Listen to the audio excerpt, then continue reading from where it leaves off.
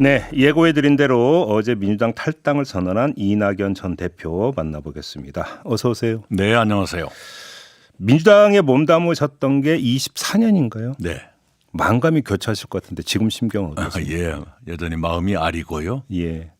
그러나 마음이 아린 상태에 계속 이렇게 처져 있기보다는 앞으로 제가 해야 될 일이 많으니까 네. 그 일에 대한 생각으로 머릿속을 이렇게 바꿔가고 있습니다. 최종적으로 네. 탈당이라고 하는 카드에 대해서 마음을 굳힌 시점이 언제였어요, 대표님? 딱이 어느 날이라기보다는요. 이렇게 예. 하나씩 이렇게 쌓여간 거겠지요. 네.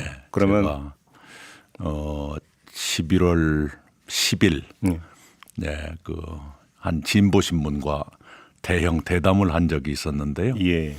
그때는 대체로 결심이 섰던 때였습니다. 그러나 여전히 민주당의 개혁 그 여지를 남겨놓고 있었고 네. 기대했었는데 그게 안 됐죠. 김부겸 총리, 정세균 총리의 이재명 대표 면담. 그때도 저와 미리 만나서 만나거나 또는 메시지를 통해서 이런 주문을 했으면 좋겠다 또는 하겠다. 그런데 대답이 별로 없었지요. 예. 그 인터뷰가 11월 10일? 인터뷰가 11월 10날이었을 겁니다. 그 지난해 말에 이제 이재명 대표 만나신 적 있잖아요. 네. 그때는 그런 보다 아주 구체적이고 좀 내면 깊숙한 이런 이야기는 좀 별로 나누지를 못했었겠네요. 그렇습니다. 그런 얘기가 없었고요. 그냥 동어 반복, 같은 말의 반복이었습니다. 이 탈당 선언문을 직접 쓰셨죠. 네. 가장 고민한 단어가 어떤 거였어요? 그 모명의 당원들 말없이 또 이름 없이 봉사만 하시는 당원들께 어떻게 고별 인사를 드려야 하나 하는 것이 제일 어려웠고요. 네. 그다음에 가장 마지막에 들어간 단어는 후목 불가족 공자 말씀 썩은 나무로는 조각을 할 수 없다. 그것이었는데 그것은 사실은 어느 분이 저한테 하루 전에 휴대전화 문자 메시지로 보내주신 거였어요. 그거를 네, 이걸 써보면 어떠냐 맞길래 썼습니다. 아 그래요. 예. 근데 그 뭐 이 이야기도 이제 가끔 언론에서 소환이 되니까 한번 여쭤볼게요. 그러니까 열린우리당 창당할 때 대표님께서 이런 말씀을 하신 적이 있어요. 당이 잘못됐다면 당내에서 계속 조언하고 바로 잡으려고 노력하는 게 중요한데 탈당을 카드로 하는 건 썩 바람직하지 않다. 네. 그리고 사실은 이때 대표님께서 하셨던 말씀이 지금 대표님의 지금 선택에도 적용돼야 되는 거 아니냐 이런 주장이 있거든요. 어떤 말씀 주시겠어요? 예. 사실은 그때와 지금이 외형적으로는 저의 처신이 달라진 것처럼 보이지만 내면에 흐르는 것은 같다고 생각을 합니다. 네. 그 당시에 열린우리당 창당 때는 현직 대통령이 열린우리당 편이었고요. 또 그런 권력을 따라서 많은 의원들이 나갔지요. 네. 그러나 저는 권력이 없더라도 민주당의 전통을 지키는 쪽으로 남았었고요. 지금은 권력이 민주당에 있지요. 저는 권력이 없더라도 그게 허허벌판이더라도 민주당이 잃어버린 전통을 나라도 지키겠다 하는 마음으로 이번에 결정을 한 것이니까 그때나 지금이나 이낙연의 생각은 달라지지 않았다 이렇게 말씀드릴 수 있겠고요. 그때 열린우리당 창당하던 날 저는 잘 되기를 바란다 이렇게 논평을 했어요. 네. 그런데 지금 민주당 사람들이 저한테 하는 것은 오만 저주와 협박과 이런 걸 하고 있죠. 그 바닥을 보여주는 것이니까 그 동지들께서 그렇게 안 하는 게 도움이 될 거라는 충고를 드리고 싶어요. 그러니까 뭐 129명의 의원들이 성명도 내고 여러 가지 목소리가 나왔는데 어떤 심경으로 그런 목소리를 받아들였어요? 그러니까요. 그렇게 정말로 절박했다면 지난 수개월 동안 몇 달 동안 저에게 한번 만납시다라든가 이렇게 하면 어떻겠습니까 라든가 하는 얘기를 했음직도 한데 그렇게 하신 분은 딱 한 명밖에 없었어요. 그래요? 네, 다른 분들은 전혀 그런 것 없이 제가 탈당 기자회견을 하기로 예정된 날 바로 눈앞에 두고 그렇게 했다는 것은 내부용이지 저한테 들으라고 한 얘기가 아니죠. 그래요. 네. 그럼 아무튼 이제 민주당에 대해서 낯선 집이라는 표현도 쓸 수 네. 있어요. 그러니까 그러면 민주당의 문제가 이제 그 대표님의 그 동안에 이제 쭉 그러니까 발언을 보면은 예를 들어서 이제 사당화라든지 당내 민주주의 네. 붕괴라든지 네. 이런 말씀을 많이 하셨는데 한번 제가 이렇게 한번 그 질문을 네. 드려볼게요. 대한민국 정당의 역사를 보면 좋든 싫든 네. 사실 간판 대표를 중심으로 인물 정당화돼 가지고 당이 운영된 그러니까 네. 사실 정당의 역사 아니냐. 네. 네. 그러면 지금 이재명 대표의 민주당은 그럼에도 불구하고 더 나쁜 것이냐, 특별한 것이냐. 사실 이 질문이 성립될 수 있는데 어떤 네. 말씀 주시겠어요? 특별하죠. 어떤 점에서 특별한 1인 정당 됐으니까요. 1인 정당. 네. 전통적으로 제가 이런 얘기하면 무슨 뭐 배분을 원해서 이런 말 한 것 같은 느낌을 들지 모르지만 전혀 그것이 아니고요. 예. 전통적으로 민주당은 항상 당권이 바뀌더라도 주류와 비주류가 6대 4의 전통을 유지했습니다. 아. 지금은 10대 0이지요. 네, 그것은 확연히 달라진 것이고요. 네. 그다음에 당내의 문화, 그들의 언동으로 드러나는 문화가 이렇게 살벌한 적이 없어요. 네, 그래요? 그건 당사에 다녀보면 압니다. 예. 이미 대선 때부터 낯설다 그런 얘기를 했고 제가 경선 과정부터 낯설다는 얘기를 썼었어요. 이번이 처음이 아닙니다. 예, 그래서 그런 것은 앞으로 언젠가는 민주당이 참 나쁘게 변한 기간이었다 이런 평가로 남을 것 같아요. 그러면 예를 들어서 그 이제 그러니까 김대중 총재 시절에 네. 그때 이제 지지자분들은 이제 김대중 총재는 이제 선생님이라도 부르기도 네. 했고 아주 열렬히 이제 추종을 하지 않습니까? 네. 그럼 그때의 지지자들의 행태와 네. 지금의 어떤 지지자들의 행태는 질적으로 다르다 이런 평가십니까? 다릅니다. 네, 그때는 그렇게까지 폭력적이거나 예. 아주 저주에 가득 찬 그 정도는 아니었습니다. 그래요. 네. 그때 제가 출입 기자였는데요. 네, 네. 굉장히 정이 흘렀던 그런 기분을 지금도 기억하고 있고요. 그분들이 국회의원들도 간간히 동생 오늘 점심 약속 없어. 좀 돈이 생겼네. 뭐 이런 식의 전화도 해주고요. 어허. 네, 그래서 그냥 국밥 한 그릇 사주고. 네, 이런 문화가 있었습니다. 그럼 한마디로 지금의 그 민주당의 분위기를 한마디로 살벌하다 살벌합니다. 그런 말씀이십니까? 당내에서도 서로 어울리지 못하는. 의원끼리도. 네, 의원끼리도 그룹별로만 만나지 예. 서로 서먹서먹하고. 그래서 지난번에 의원총회 때 왜 오영환 의원이 울어버린 일도 있었지 않습니까? 이게 내가 몸담은 민주당이 맞는가? 동지 맞는가? 내가 좋아했던 그 선배 맞는가? 그 참 안타깝죠.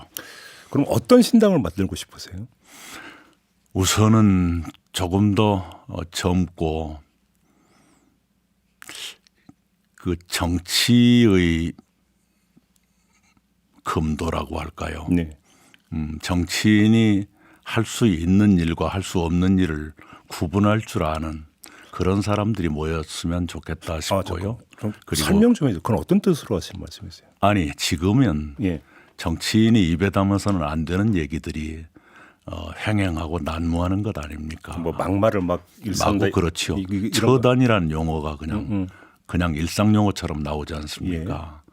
처단, 숙청. 네. 네, 그런 것은 서로 삼가야 되는 것이고요. 예. 네.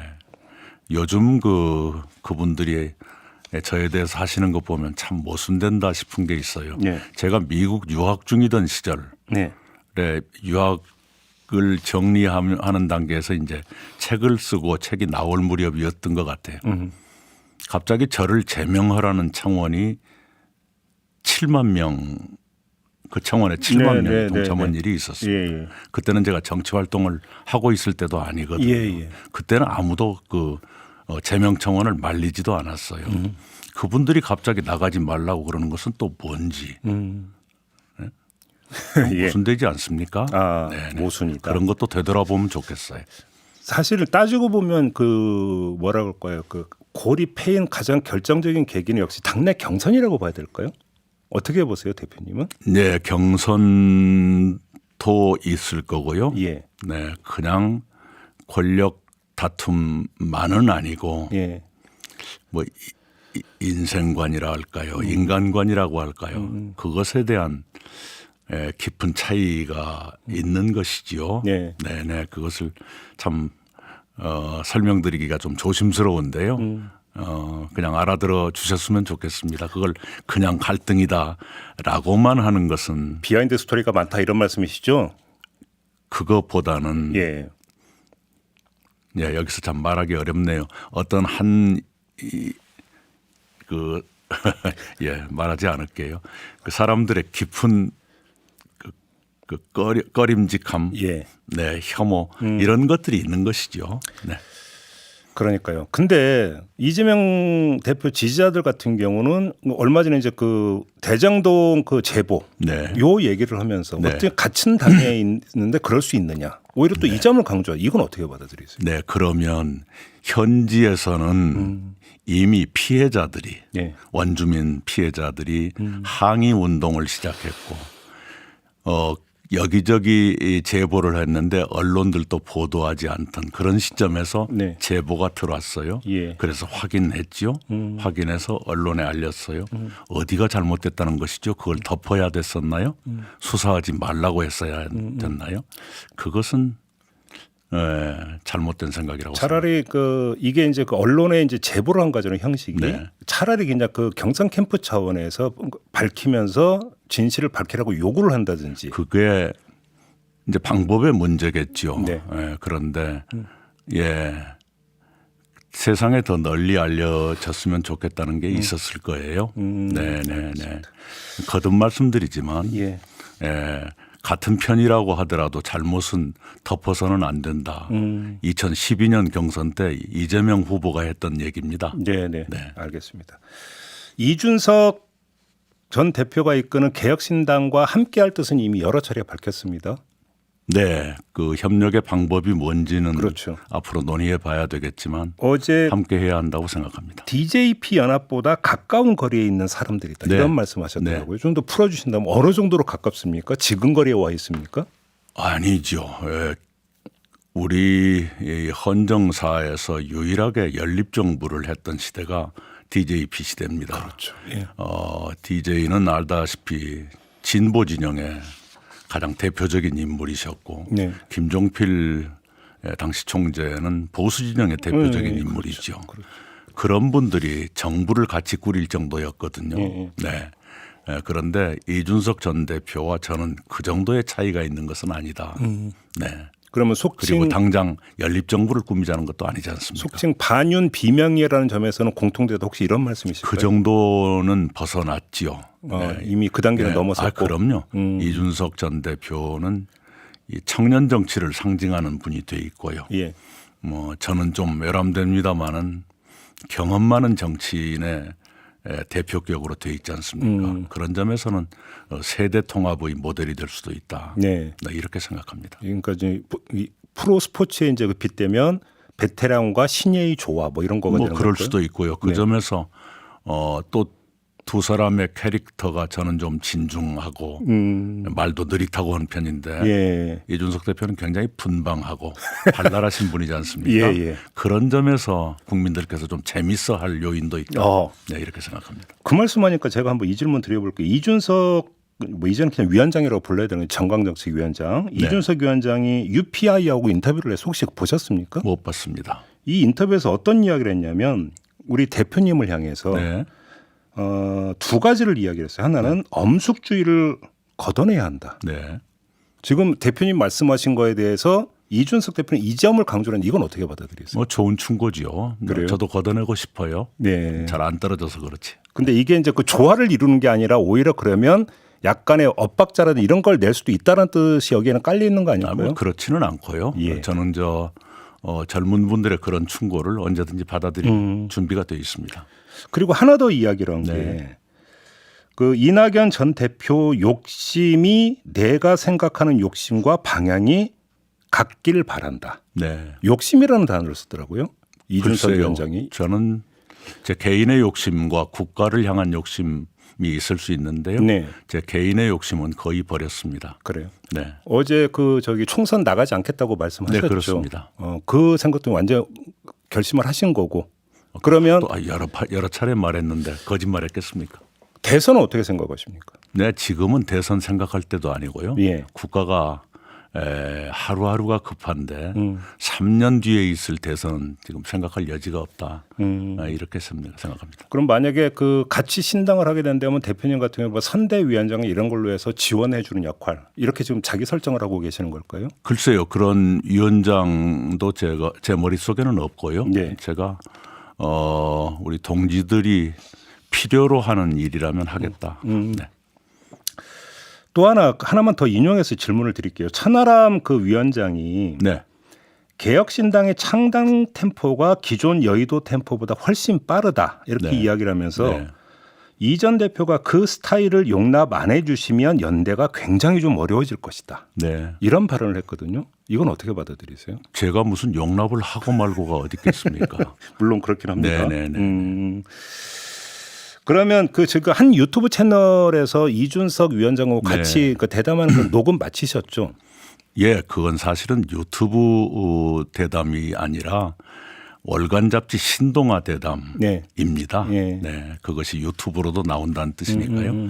월간 잡지의 신년 대담답게 스케일이 크고 그 주제가 세계 정세의 흐름이라든가 어허. 대한민국이 국제사회에서 어떻게 살아남을 예. 것인가라든가 예. 저출산 대책은 어떻게 해야 되는가라든가 이렇게 굵은 주제였어요. 네, 그래서 무슨 두 사람이 어떻게 하느냐 그것은 지극히 작은 하나의 에피소드로 들어갔지 그것이 주된 주제가 아니었습니다. 합이 잘 맞던가요? 해보니까 어떠세요? 뭐 다를 게 없지요. 그래요? 대한민국 생존을 어떻게 해야 되느냐, 저출산 어떻게 해야 되느냐 그것은 네. 그럼 대한민국에 나아가야 될 방향 그리고 이제 거기서 이제 세워지는 정책 이런 네. 부분에 있어서 상당히 공통 분모가 많은 걸 확인하셨습니까? 큰 틀에서 다를 게 없죠. 다를 게 없다. 네. 원칙과 상식 소속 3명 의원들도 탈당을 선언했습니다. 같이 네. 하는 게 맞습니까? 네. 얘기가 함께. 어디까지 진행이 됐습니까? 그분들하고는. 이제 지금부터는 창당의 문제일 텐데요. 그렇죠. 네.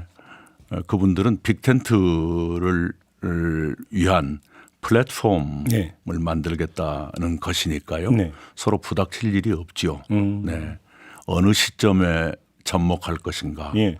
가장 상징적인 지점에서 만나는 것이 좋겠다. 예. 네, 그런 얘기들이. 그러니까 지금 좀 정리를 하면 이게 좀 교통정리가 필요한 게 개혁신당은 이미 뭐 창준이 꾸렸고 네. 쭉 가고 있고 네. 원칙과 상식 멤버들도 이제 그 당을 만들겠다라는 거잖아요. 그래서 또 이제 금태섭 전 의원 같은 경우도 이제 뭐 새로운 선택 당을 만들었고 네. 일단은 각자 따로따로 당을 만들어서 그럼 나중에 그 연대 통합을 하는 이런 접근법이라고 이해를 해야 될 것 같은데 그러니까 최종 창당까지 완료한 상태로 합당하는 것은 굉장히 시간이 많이 걸리고 네. 이렇게 될 겁니다. 네. 그래서 정당법상 하나의 당으로 갈 수 있는 단계가 있어요. 예. 앞에 시작을 했더라도 어느 시점부터 함께하면 하나의 당으로 인정되는 네네. 그런 지점을 찾고 있는 단계다. 이렇게 저는 이해를 합니다. 근데 제가 요 얘기를 꺼낸 게 우리 대표님 같은 경우는 네. 그러면 대표님도 역시 또 다른 하나의 어떤 정당을 만드는 걸 일단 그 시작을 한 다음에 함께 하는 건지 아니면 예를 들어서 원칙과 상식 멤버들이 지금 만들려고는 그 당에 합류를 하시는 건지 어떤 경로를 지금 염두에 두시는지가 궁금해요. 예, 그 밥상에 비유하면요. 예. 네. 이렇게 하나의 요리가 완성된 채로 올라오는 것들이 있겠지요. 네네. 네. 그리고 완성되지 않았지만 그 밥상 위에 가서 다른 접시들하고 조화를 이루면서 완성해 가는 네네. 그런 단계도 있을 수 있을 겁니다. 네. 그래요. 네.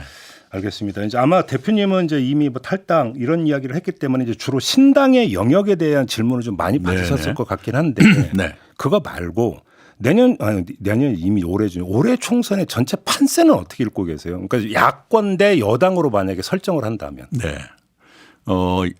여당 대 야권, 야권 대 여당이라면 야권이 더 다수를 차지할 겁니다. 그건 확실하다 이렇게 보세요. 네, 그렇게 봅니다. 지금 여당이 예.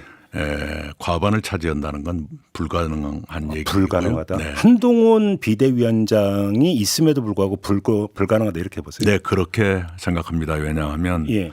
한동훈 위원장이 순발력이라든가 경쾌한 행보라든가 이것으로 때우고 계시는데요. 네. 국민들은 윤석열 정부에 대한 판단, 심판 네. 이것으로 선거에 임할 것이라고 봐요. 네. 한동훈 위원장이 기회를 놓친 것은 윤석열 대통령과의 특별한 신뢰관계가 있다라고 한다면 예. 그 신뢰관계를 바탕으로 해서 몇 가지 차별화를 시도했더라면 야권이 굉장히 당혹했을 거예요. 예를 들면 홍범도 장군 충성철을 백지화한다든가 네네. 여성가족부 폐지 공약을 없앤다거나 예. 이런 식으로 했더라면 예. 좋았을 텐데 예. 그 길을 차별화의 길을 선택한 것이 아니라 아바타의 길을 선택했거든요. 김건희 특검에 대해서 네네네. 아주 애매한 태도를 취한다거나 결과적으로 거부권 행사를 동조한다든가 네네. 이렇게 됐기 때문에 이 선거가 윤석열 정권 심판이라고 하는 그 근본 틀을 바꾸지 못하고 있다. 네. 그 점에서는 한계가 있을 것이다. 이렇게 생각합니다. 그런데 그 신당이 이제 제3신당으로서 어떤 중도지대를 점하게 되겠지만 양당 지지층도 일정하게 이제 잠식해 들어갈 거다. 뭐 이렇게 전제를 한다면 지금 여당 어떤 그 외곽에 있는 지지층과 민주당 외곽에 있는 지지층 중에서 어디에 더 호소력이 있다고 그렇게 뭔가 생각을 하십니까? 잘 모르겠습니다. 여러 여론조사가 나오는데요. 네. 어느 쪽이 더 많이 잠식될 것이다 하는 전망은 나오는데 예. 막상 잘 모르겠고요. 예. 분명한 것은 예. 윤석열 이재명만 나와 있는 시험 문제는 답이 없는 문제다 이렇게 생각하는 국민들이 많이 계시는데 거기에 새로운 선택지를 들여서 네. 국민들에게 선택의 여지를 드리는 것은 당연한 도리죠. 그런데 네. 그런 선택의 여지를 봉쇄함으로써 기득권을 유지하려고 한다면 양당이 그것은 국민에 대한 도리도 아니고 반국민적인 것이죠. 예. 네. 근데 그러니까 총선의 특징 중에 하나가 물론 이제 정당도 중요하지만 정당의 간판도 중요하지 않습니까? 그렇습니다. 그러면 뭐 만약에 신당이 만들어진다고 치면 누구를 간판으로 해서 유권자의 마음을 호소해 들어갈 것인가 이것도 되게 중요한 전략이잖아요. 네. 혹시 대표님이 그 간판으로서 역할을 할 것이다 혹시 이렇게 자임하시는 겁니까? 아니요. 거듭 말씀드리지만 우리 동지들 뜻을 같이 하는 분들이 무엇을 필요로 하는가에 따라서 네. 저는 거기에 응할 생각이지 내가 간판이다. 네, 그런 마음은 없습니다. 이거 이삭죽기라는 표현을 써야 될지는 잘 모르겠습니다. 뭐 양당에서 이제 공천이 본격화되기 시작을 하는데 네. 그러면 예를 들어서 이제 그 공천 탈락자들이 신당에 합류할 수 있지 않겠는가는 일반적 전망이 나오지 않습니까? 네. 그게 어느 정도의 규모가 있고 어느 정도의 파괴력이 있을 거라고 전망을 하십니까? 그건 제가 이렇게 큰 관심을 갖고 있지는 않습니다. 아, 그래요? 네네네. 네, 그리고 제가 국회를 떠난 지가 꽤 되기 때문에 네. 감각도 많이 떨어지고 그래서요. 의원들하고 소통은 거의 없습니다. 예. 제가 눈을 주고 있는 것은 정치 소외층, 내 마음을 둘 곳이 없다고 생각해서 소외되고 있는 분들을 어떻게 정치 과정에 모실 것인가. 이게 유권자 말씀하시는 겁니까? 유권자? 유권자입니다. 예, 예. 네, 유권자입니다. 예. 사실은 소외계층을 배려하자 하는 것은 민주당의 오랜 전통적인 가치입니다. 네, 네, 그렇죠. 예, 그러면 정치적 소외계층도 배려해야 될 것 아니겠어요? 네, 네. 그런데 거기는 그냥 말살하고 가자, 무시하고 가자라고 지금 민주당이 하고 있는 것 같은데 그건 민주당의 가치에 반하는 거거든요. 잠깐만 정치적 소외계층이라는 걸 좀 약간 풀어주시겠어요? 어떤 사람들을 염두에 두고 하시는 말씀일까요? 양당이 흡수하지 못하는 사람들. 그래서 그들의 목소리가 국회에 투영되지 못하고 있는 사람들. 중도 무당파들 흔히 이야기하는 뭐 그분들이 많겠죠. 예. 많겠으나 예. 그분들도 국민이고요. 그분들의 의견도 분명히 우리가 존중해야 될 국민의 목소리죠. 그런데 그것을 없는 것처럼 간주하자 또는 선택의 여지를 봉쇄해서 네. 둘 중에 하나만 선택하게 만들자라고 하는 것은 집단 이기주의죠. 알겠습니다. 지지층만을 바라보는 정치는 안 된다. 이런 말씀이신 것 같네요. 알겠습니다. 오늘 말씀은 여기까지 드려야 될 것 같습니다. 고맙습니다. 대표님. 네, 감사합니다. 네, 이낙연 전 민주당 대표와 함께했습니다.